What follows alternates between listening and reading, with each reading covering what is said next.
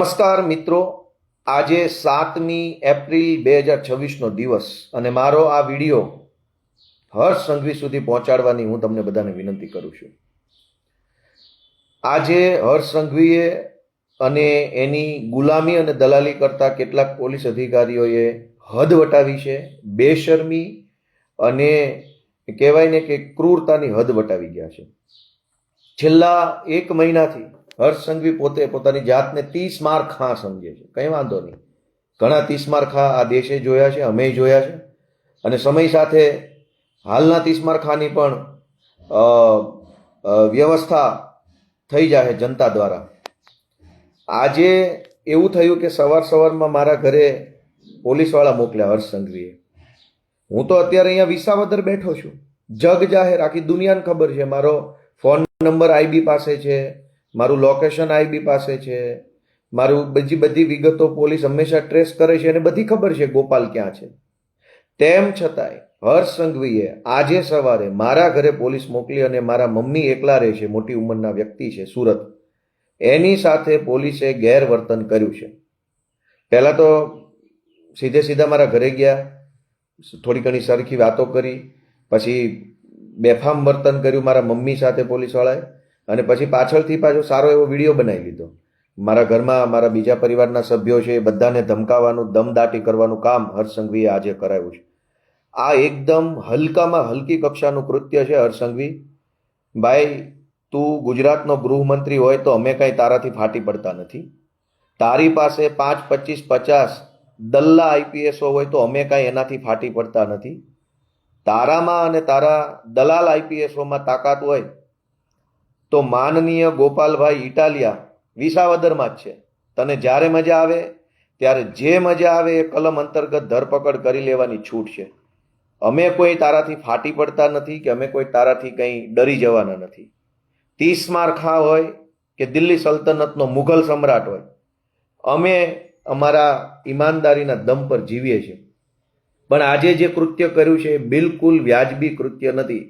હર્ષ સંઘવીએ મારા ઘરે સુરતમાં મારા મમ્મી એકલા રહે છે, મોટી ઉંમરના વ્યક્તિ છે, મહિલા છે, એની સાથે પોલીસે ગેરવર્તન કર્યું છે, ન બોલવાના શબ્દો બોલ્યા છે, મમ્મીને આરે જે ગાળાગાળી કરી છે એ હર્ષ સંઘવીને હું કહી દેવા માંગુ છું કે આ બિલકુલ વ્યાજબી વાત નથી. તારી દુશ્મની કે તારી રાજકીય વિરોધાભાસ ગોપાલ ઇટાલિયા સાથે હોય તો ગોપાલ ઇટાલિયો બિંદાસ ખુલ્લો ફરે છે ગીરના જંગલમાં.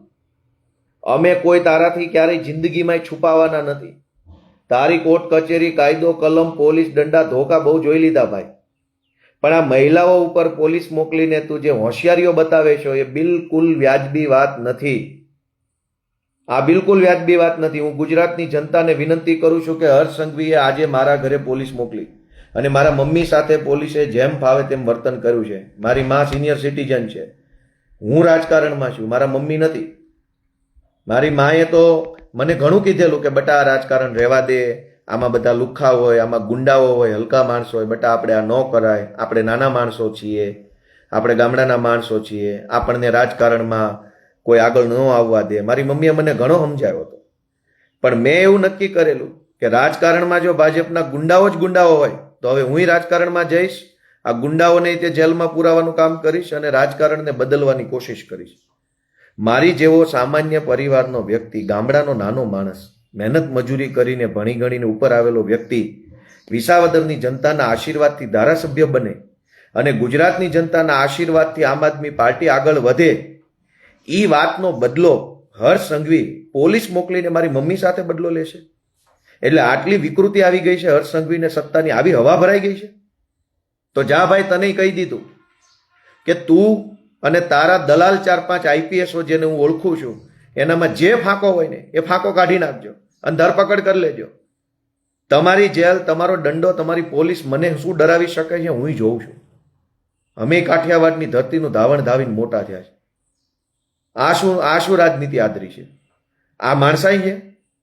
આ કોઈ વ્યવહારિક વાત છે? તમે એક સિનિયર સિટીઝન 65 વર્ષની મહિલાને પોલીસ મોકલીને દબાવો એટલે શું સમજો છો તમારી જાતને?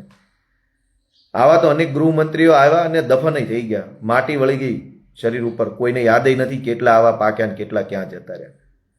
મિત્રો, હું ગુજરાતભરની જનતાને એક વિનંતી કરવા માંગુ છું કે મને આજે બહુ દુઃખ થયું છે. મારા શબ્દો આકરા હશે. હું રાજનીતિમાં આવ્યો, મેં ગુજરાતના લોકોને જાગૃત કરવાનું કામ કર્યું, મેં રાજનીતિક લડાઈ લડવાનો નિર્ણય કર્યો. હું ડર્યો નહીં, ડગ્યો નહીં, પૈસાથી ખરીદાયો નહીં, પોલીસથી ડર્યો નહીં અને લડું છું. એ વાતનો બદલો હર્ષ સંઘવી હવે મારી મમ્મી સાથે લઈ રહ્યો છે, મારા ભાઈ સાથે લઈ રહ્યો છે. આ કેટલું વ્યાજબી છે? જે કાંઈ તમારે રાજકીય દુશ્મની કરવી હોય, માથાકૂટ કરવી હોય, હુમલા કરાવવા હોય અમારા ઉપર, જેલમાં પૂરવા હોય, તો હું પોતે હાજર છું. હું ક્યાંય મારી જિંદગીમાં ભાગ્યો નથી કે મારી જિંદગીમાં હું કોઈ દિવસ ક્યાંય હોય બાપા ભાઈ બાપા મરી ગયા કરતો નથી. જે કાંઈ આવે એમાં આપણું ગોપાલભાઈ ઇટાલિયાનું કામ મોરે મોરાવાળું જ હોય છે.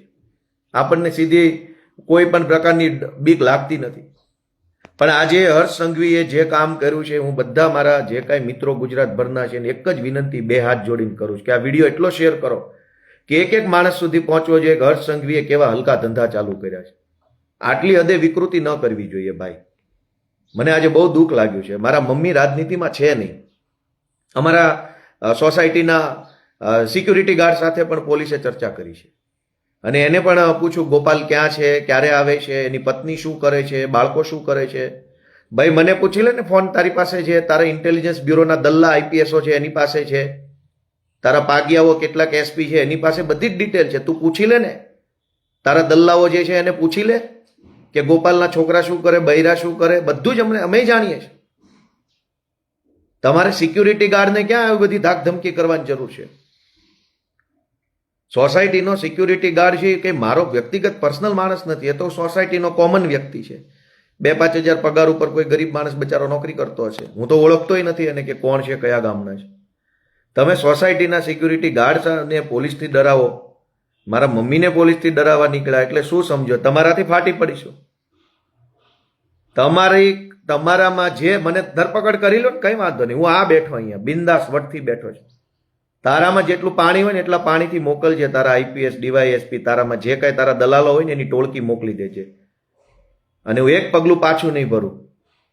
પણ આ બિલકુલ વ્યાજબી વાત કરી નથી. આ વસ્તુ મને બહુ ખટકી છે, મને ખૂબ દુઃખ લાગ્યું છે.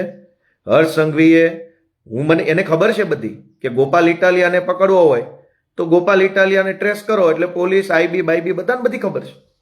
કેમ કે હું કંઈ છુપાઈને તો જીવતો નથી. રોજ સવારે કંઈક ને કંઈક જાહેર કાર્યક્રમોમાં હોઉં છું, સભામાં, મિટિંગમાં, સત્સંગમાં, ગમે ત્યાં. તેમ છતાંય તમે મારા ઘરે પોલીસ મોકલો છો અને મારા મમ્મીને ડરાવવાની કોશિશ કરો છો, ગાળાગાળી કરો છો ઘરે જઈને એક મહિલા સાથે. એટલે શું એમ તમારી જાતને શું સમજો છો તમે? અને જે દલ્લાઓ, હર્ષ સંઘવીના જે દલ્લાઓ મારા ઘરે ગયા છે એની વિનંતી છે કે બહુ દલાલી કરવામાં મજા નથી. સરકારો બદલાઈ જશે ને તો મોઢું નહીં છુપાઈ શકો. મર્યાદામાં જીવો, મર્યાદામાં નોકરી કરો, મર્યાદામાં સંવિધાનની મર્યાદામાં રહીને તમારું જે કાંઈ કામ હોય એ કરો. પણ હર્ષ સંઘવીની કે ભાજપની દલાલી ન કરો. સંઘવીની સરકાર કોઈ આજીવન રહેવાની નથી. અમે મહેનત કરીએ છીએ. ગુજરાતની જનતા કાલે અમને આશીર્વાદ આપશે. અને ગુજરાતભરની જનતાને મારી એક જ વિનંતી છે કે તમને એમ લાગતું હોય કે ગોપાલ ઇટાલિયાના ઘરે હર્ષ સંઘવીએ પોલીસ મોકલી એ વાત વ્યાજબી નથી, તો આ વિડીયો શેર કરીને કરોડો લોકો સુધી મારી લાગણી પહોંચાડો. મને આજે બહુ દુઃખ લાગ્યું છે, મને અત્યંત પીડા થઈ છે. કેમ કે હું કોઈ દિવસ કોઈ ભાજપવાળાના ઘરે જઈને એમની મા બહેનો સાથે મેં ગેરવર્તન નથી કર્યું. હું ભાજપવાળાને રાજકીય કટાક્ષ કરતો હોઉં, રાજકીય ટીકા ટિપ્પણી કરતો હોઉં, રાજકીય રીતે એમના ઉપર કટાક્ષ કરું, એ બધું તો કરું જ છું અને ભવિષ્યમાંય કરીશ. પણ હું કોઈ ભાજપના નેતાઓના ઘરે જઈને એમના બહેનો દીકરીઓ સાથે મેં કોઈ દુર્વ્યવહાર નથી કર્યો.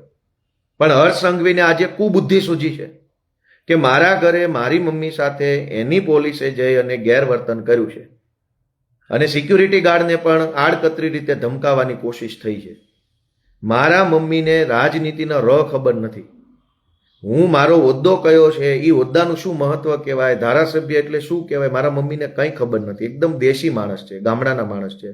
એકદમ ભગવાનનું નામ લેવું, ભગવાનના યુટ્યુબ પર વિડીયો સાંભળવા, પૂજાપાઠ કરવા, એનાથી આગળ એમને ખરેખર કઈ દુનિયામાં શું ચાલે છે ખબર નથી. એટલા ગામડાના, એટલા સીધા વ્યક્તિ છે. અને તમે ન્યા જઈને તમે એને ક્યાં ગયો ગોપાલ, શું કરે છે, ઘરે આવે છે કે નહીં, કેટલા વાગે આવે, એટલે કેમ ભાઈ? તમારામાં બહુ પાણી હોય, તમે બહુ હવાવાળા હોય, તમારી માએ હૂંઠ ખાઈને જણ્યા હોય, સીધા મને પૂછો ને ક્યાં રહેશો ને શું ખાશો ને શું પીવે છે, હું આપીશ જવાબ તમને.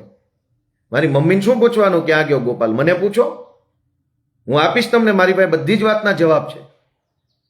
તમારા કાંઈ એસપી ફેસપીથી કે આઈપીએસ બાઈપીએસથી ફાટી પડતા નથી. એ જે કાંઈ બે પાંચ દલ્લાઓ હશે એનાથી કોઈ દુનિયા ડરતી હશે. ગોપાલભાઈ ઇટાલિયા ડરતા નથી.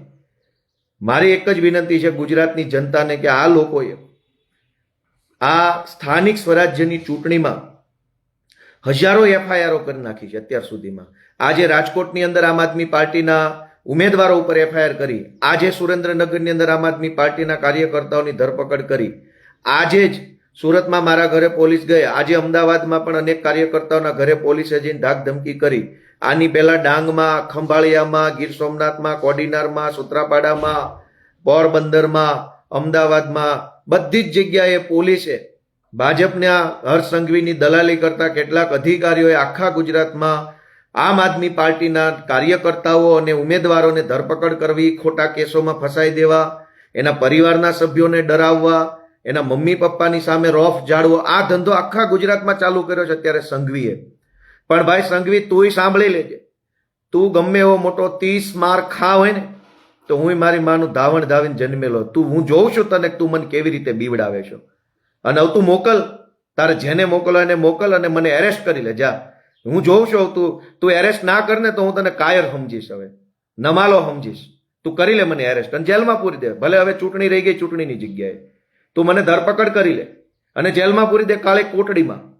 અને રોકી લે આ ગુજરાતની ક્રાંતિને, રોકી લે આ ગુજરાતની જાગૃતિને. કરોડો લોકો જે ઊભા થયા છે, હિંમત થઈ છે, એને તું રોકી લે ભાઈ, અને મને પૂરી દે તું તમ તારે જેલમાં. આટલી હદે દાદાગીરી વ્યાજબી નથી કોઈ પણ સંજોગોમાં.